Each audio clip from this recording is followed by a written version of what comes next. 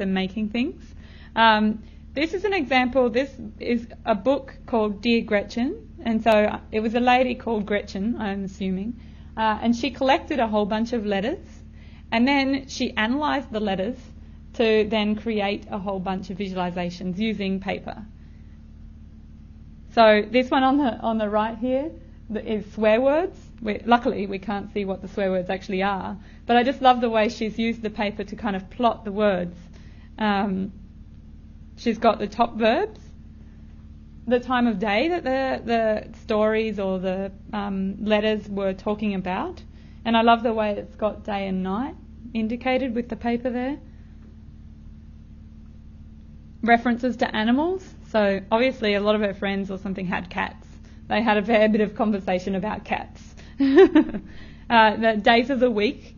I can't actually see which days are most popular, but I'm guessing the red and the grey at the back are probably weekends, because they're gossiping about their weekends and what happened. Here we've got the slang that's used, so cool tops it. Cool kids. Name calling, freak, brat, loser. Abbreviations, LOL and PS, the most popular. Then she's plotted the holidays that they've obviously talked about. I can't read that close enough to know what the holidays were, but I think it's a very fascinating way of showing it. And this is her boyfriend's. I like that she just left it as a pile of letters. This is just another example of visualizing different things again. So this person aggregated heaps and heaps of images of rabbits and put it together in a nice image. So even though it is just a still image, you can look through it for ages and just have a look at all the different ways in which people have represented rabbits in cartoons. This one is another fascinating one. So this is an artist from America called Chris Jordan, and he's done a bunch of artworks that play around with scale. So this one is one that represents prison uniforms and the numbers of prison uniforms, and they're all stacked up, and they're so tiny because there's so many of them. And this is representing the numbers of people in prison in America.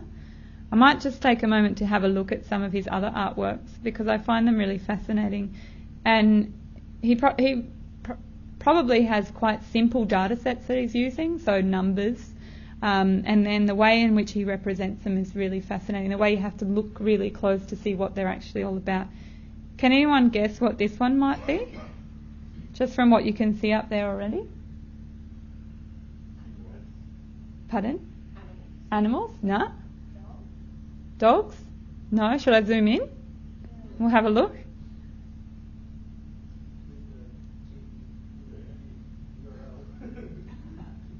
It's quite scary once you realise what it is and the number of guns. So this is guns in the US. It's quite scary, huh? I love the way it's so simple, such a simple idea, but it has that real impact when you zoom in.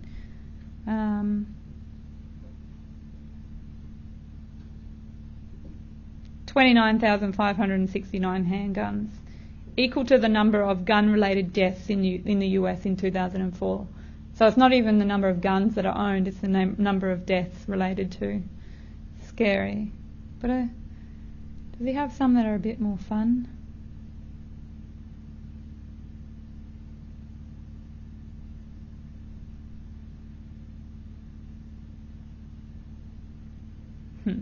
Prescription painkillers.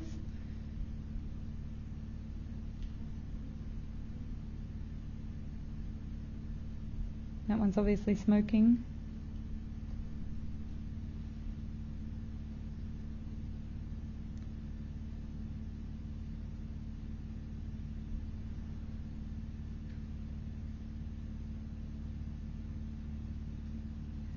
So this is logos from GMC Yukon Denali, equal to 6 weeks of sales of that model SUV in 2004.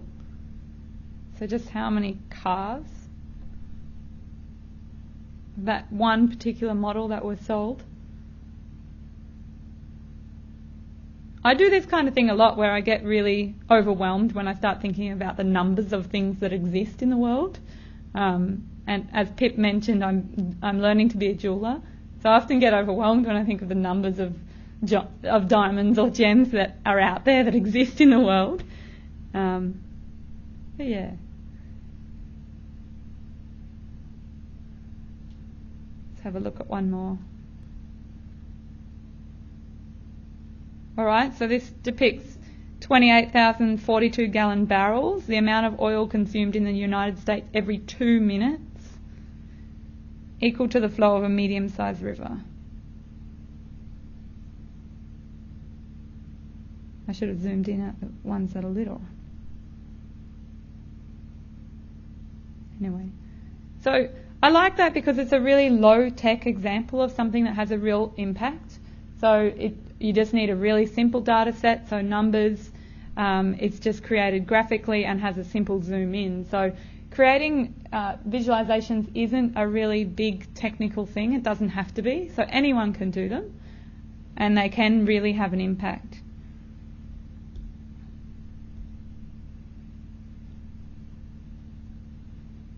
So these are some examples that are from some students that I've had in the past.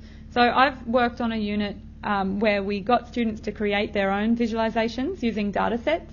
So we gave them different data sets, so some about animals around the world, some about climate change around the world, and some about crime. So this was one student, Kate Lyons, and she mapped threatened primates. And again, I'll just show you.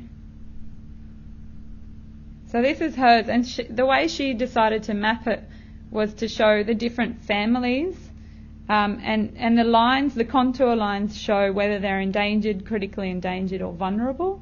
And then you can see the name of the family. You don't even realise how many there are. So every single line is a different family that are critically endangered, endangered, or vulnerable. These aren't just the ones that are living out there well and healthy, healthy populations. So it's fascinating to look through all of the different ones. And I really like the way she used such a good visual clue, so immediately you know what this is all about. This is another one that I really like for its simple nature.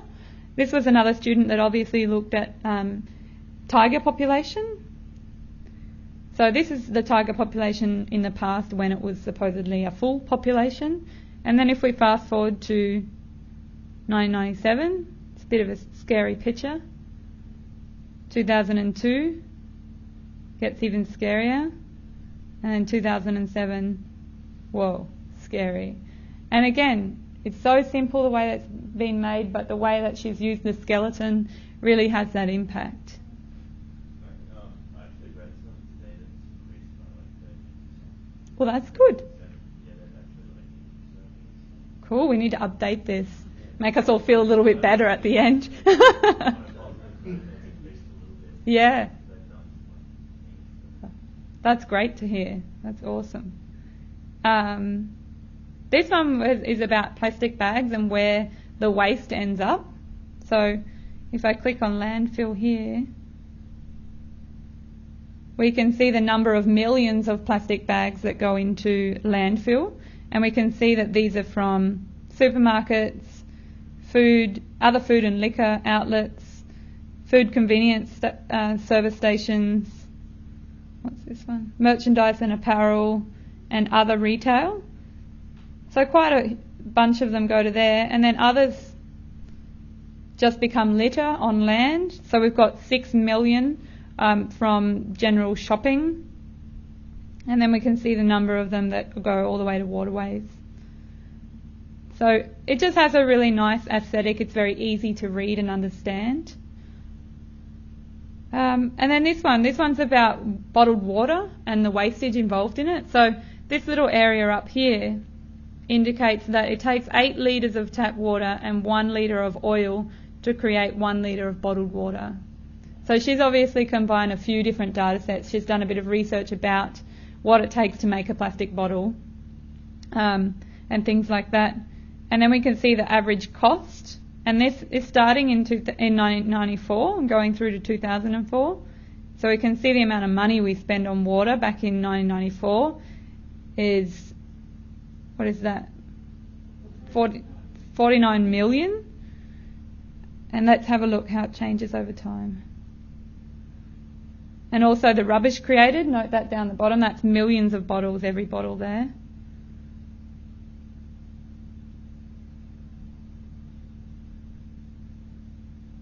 So in 2004, imagine what it is now. Almost everyone buys bottled water now. So yeah, and we spend on average about $2.50 on a bottle. So that's another just fascinating way. And these were students that hadn't done any visualization stuff before. So it's just showing how easy it is, and you can do it, and you can make some pretty awesome